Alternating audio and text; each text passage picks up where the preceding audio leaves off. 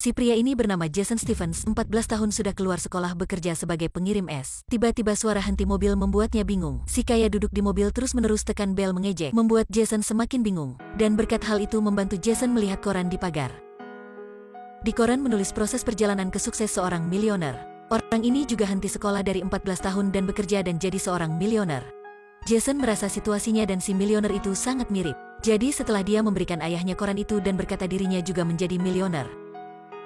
Tapi yang membuatnya tidak terduga itulah ayahnya tidak hormatinya dan berkata, "Ingatlah anak, kamu akan tidak pernah menjadi orang kaya.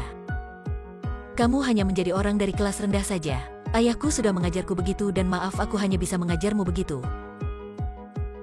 Jason tidak berkata apa tapi dalam hatinya tidak menyerah. Dia yakin akan membangunkan karir dirinya.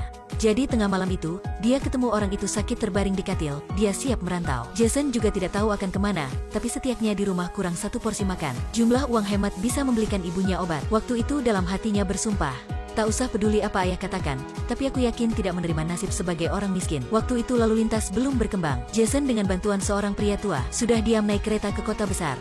Tak tahu sudah berapa lama, ketika terbangun si pria tua berkata sudah ke Texas. Setelah itu si pria tua turun, Jason juga ikut. Tapi dia tidak melihat si pria tua di mana. Untungnya Jason ikut orang di jalan ke kota kecil.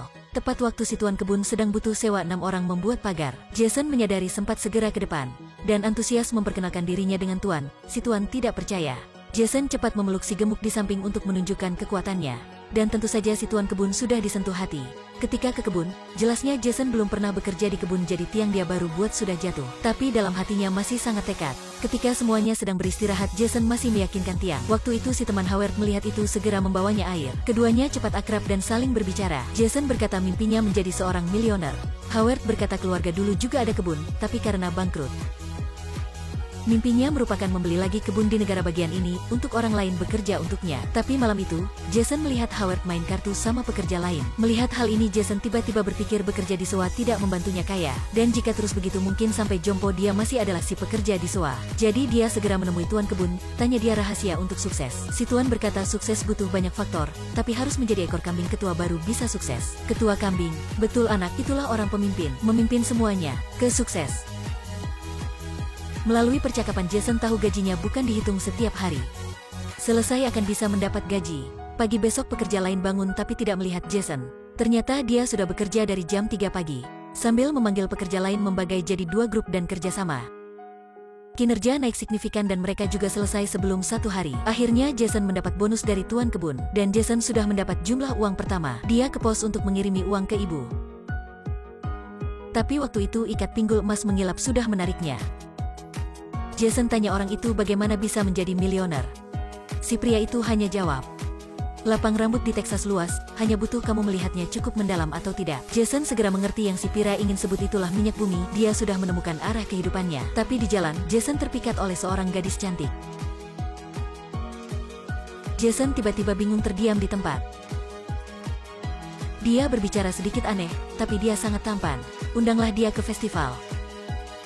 Jason sudah terima undangan, dia ke sekolah menjemput Hana. Para si kaya di belakang mengejek Jason bahwa katak ingin sama angsa. Jason tidak bertahan. Dia berkata suatu hari dia akan menjadi milioner. Hana merasa Jason berniat maju jadi mengantarnya ke kepala sekolah. Dia berharap kepala sekolah bisa mengizinkan Jason bisa mengikuti semester selanjutnya. Kepala tidak ingin, tapi Jason untuk membenarkan dirinya sudah menyuruh Hana membuat pertanyaan tentang perkalian dengan 5 angka. 56.679 kali 61. 3.457.419. Sesaat lagi Hana baru menghitung jawaban itu benar, kepala sekolah sangat kaget. Jason nyaman masuk sekolah, kasih sayang antaranya dan Hana cepat berkembang. Keduanya sudah punya waktu senang bersama, tapi tak lama lagi. Suatu hari di warung bar Jason dengar kabar Jepang melawan Pearl Harbor. Jason memutuskan bohong naik umurnya dan masuk tentara. Sampai dekat hari berangkat, dia baru memberitahu Hana. Hana menyanggah. Tapi Jason berkata samanya, manusia harus mendapat peluang baru mendapat yang dirinya ingin. Di adegan lain, seorang prajurit tidak berani mengirim surat. Tapi Jason adalah orang tahu tangkap peluang, dia minta bisa gantinya. Tapi tak untung baru ke medan perang sudah dibom. Untungnya ada rekan menariknya kembali. Sekejap mata sudah 10 tahun berlalu, si laki-laki Jason sekarang menjadi Pak Jason. Jason menggunakan jumlah uang di tentara membeli mesin bor minyak terbaik, tapi terus mengebor juga tidak melihat apa. Rekannya sedikit ragu-ragu ingin mundur. Lebih 10 tahun ini aku hanya berdiri dan melihat orang lain mendapat minyak. Kali ini juga sampai giliran aku ya. Jadi kita harus menggali tambah 35 feet lagi. Para pekerja dengar itu langsung melempar sekop tidak kerjakan lagi. Waktu ke rumah Jason lebih sedih. Dia sudah menginvestasi harta pada minyak. Jika terus perpanjangkan situasi ini, keluarganya harus tahan lapar. Suatu hari si anak menyuruh Jason mengajarnya melempar bola lengkung, tapi Jason tidak tahu. Si anak berkata yakin ada orang tahu, dan orang itu dipanggil apa sih? Ahli, betul. Jason tiba-tiba berpikir, ahli akan mengerjakan soal ahli. Jadi kenapa tidak mengundang seorang ahli ya? Jadi dia sudah mengundang seorang ahli geologis, kelihatan ahli sedikit tidak serius. Si ahli menggunakan alat mengukur, setelah itu dengar suara bumi. Tempat ini apa? Bor di sini. Adegan selanjutnya Jason seluruh badan hitam, pasti dia sudah menemukan minyak. Keluarganya saling peluk sorak-sorai, jadi sudah bisa mengatasi masalah. Bawahan berkata sama Jason setiap mesin setiap hari mengebor 500 botol. Tanah ini setidaknya akan mendapat 50 juta botol. Tapi waktu itu si tuan tanah ingin mendapat bunga. Dia berkata dalam kontrak tidak termasuk bisa mengeksploitasi minyak. Jason siaplah ganti rugi. Tapi Jason juga tidak menyerah. Setelah itu dia mencari seorang mahasiswa membantunya mengatasi gugatan. Hasilnya itulah seorang hitam. Tuan tanah melihat itu langsung ketawa. Kontrak ini ditandatangani dari 2 tahun 2 bulan yang lalu. Waktu berlalu untuk hal merebut tentang mineral dalam hukum di Texas paling panjang dalam 2 tahun. Hanya satu kalimat saja membuat pengacara tuan tanah kalah. Jason merasa si pengacara hitam ini sangat luar biasa. Segera mengundangnya menjadi pengacara dirinya. Beberapa tahun kemudian, dengan bantu si pengacara Jason sudah membangunkan kerajaan minyak dirinya. Hartanya semakin naik tapi masih belum mencapai mimpi miliuner. Setelah menyelidiki, mereka memperkirakan di tanah di samping setidaknya ada 200 juta botol minyak. Tapi si tuan kebun itu tidak setuju menjualnya. Waktu itu si ahli geologis mengeluarkan saranan, membawa ledang bor implisitnya ke tanah samping. Si pria ini sangat pintar, minyak dalam tanah ini siap habis. Tanah tetangga ada jumlah minyak besar tapi tidak ingin menjualnya. Jadi harus gimana? Harus pergi jalan lain, memasang ledeng bor di bawah tanah tetangga. Jadi bisa mengebor maupun tidak boros satu uang pun. Selanjutnya Jason ingin membeli lagi pabrik penyaring minyak, membuka rangkaian industri minyak bumi, dan menjadi seorang milioner sebenarnya. Dia dan pengacara terbang ke pabrik penyaring minyak untuk membahas urusan perdagangan. Tapi tuan pabrik sengaja membuat masalah dan memaksanya menunggu tambah beberapa hari. Jadi si pengacara menunggu di hotel beberapa hari tidak dikabarin.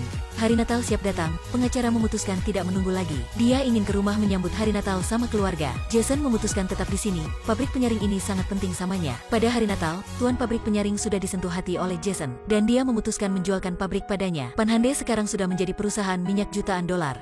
Sekarang Jason sudah menyelesaikan mimpinya. Dia sangat stimulasi, tapi dia menemukan tak ada siapa di sampingnya. Waktu itu Jason dikabarin buruk pengacaranya kecelakaan di jalan pulang. Organnya terluka parah, 2 ginjal juga rusak. Kemudian dia harus hidup berkat mesin ginjal. Melihat si pengacara terbaring di katil, Jason tiba-tiba menyadari dalam perjalanan kejar kekayaan, dia sudah hilang yang lebih berharga. Jadi Jason memberikan pengacara 1 ginjal, si pengacara sekali lagi bangkit. Jason menyadari bahwa uang hanya mimpi. Dan kerabat baru adalah harta terpenting. Dia memutuskan menyumbangkan bunga perusahaannya ke organisasi amal untuk bantu orang lain. Jason memberitahu istrinya dan anaknya. Setelah itu dia memberi setiap anak $10.000 dan berharap mereka menggunakan uang ini membantu orang lain. Tapi setelah mendapat uang, anak-anak hanya stimulasi merencanakan mengonsumsinya. Suami istrinya melihat anak dan mengecewakan. Tapi juga pada waktu itu si anak keduanya membawa uang mengembalikan Jason. Dia berkata uangnya sudah cukup pakai, dan menyuruh Jason membawa uang ini membantu orang lain. Ternyata inilah pencobaan untuk memeriksa anak-anak saja. Dan tentu saja si anak kedua sudah mendapat hak warisi semua harta. Ternyata semua kita mengejar kekayaan. Tapi dalam perjalanan itu, jangan lupa merasa dan bersyukur kehidupan. Dan jangan lupa orang-orang di sekitar. Mereka baru adalah harta berharga dalam kehidupanmu.